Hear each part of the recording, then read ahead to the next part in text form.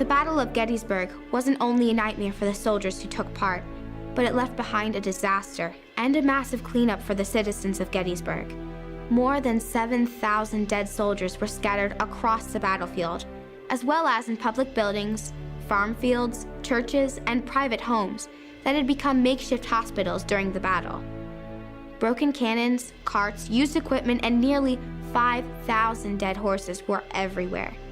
Plus, thousands of families were coming to Gettysburg from all over the North, looking for their dead or wounded relatives.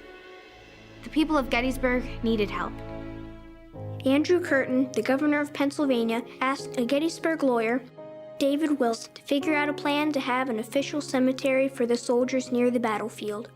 He chose a plot of land near where the Union soldiers turned back Pickett's charge and began having the soldiers buried in the cemetery.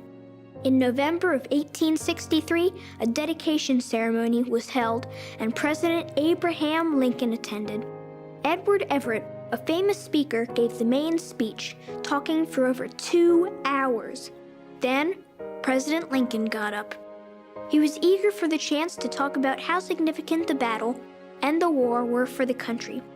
Not much was thought of the 2-minute, 272-word speech at the time, but today it is considered to be one of the greatest speeches ever given.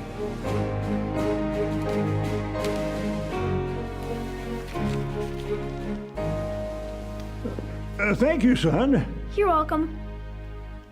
7 years ago, our fathers brought forth on this continent a new nation.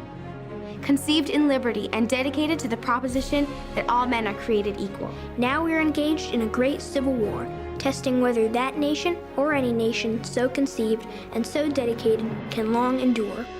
We are met on a great battlefield of that war. We have come to dedicate a portion of that field as a final resting place for those who here gave their lives that that nation might live. It is altogether fitting and proper that we should do this. But in a larger sense, we cannot dedicate, we cannot consecrate, we cannot hallow this ground. The brave men, living and dead, who struggled here, have consecrated it far above our poor power to add or detract. The world will little note nor long remember what we say here, but it can never forget what they did here. It is for us, the living, rather to be dedicated here to the unfinished work which they who fought here have thus far so nobly advanced.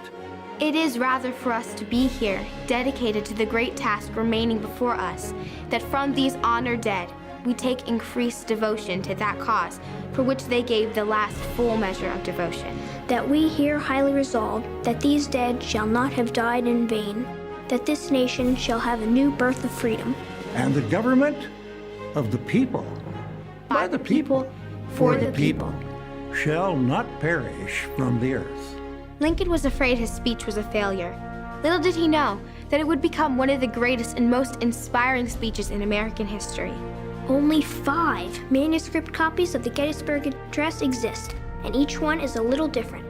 Lincoln drew inspiration from the Declaration of Independence and the Constitution, expanding on the ideas in both documents and challenging the American people to live that dream. Abraham Lincoln led this country through one of its worst times in history, and people followed him because they believed he was strong and he knew the direction this country should take.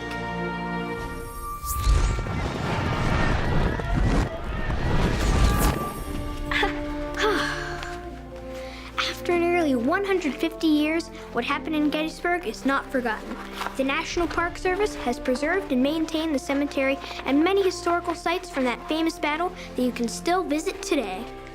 We are who we are today because of the sacrifices our forefathers made to earn our freedom, independence, and democracy.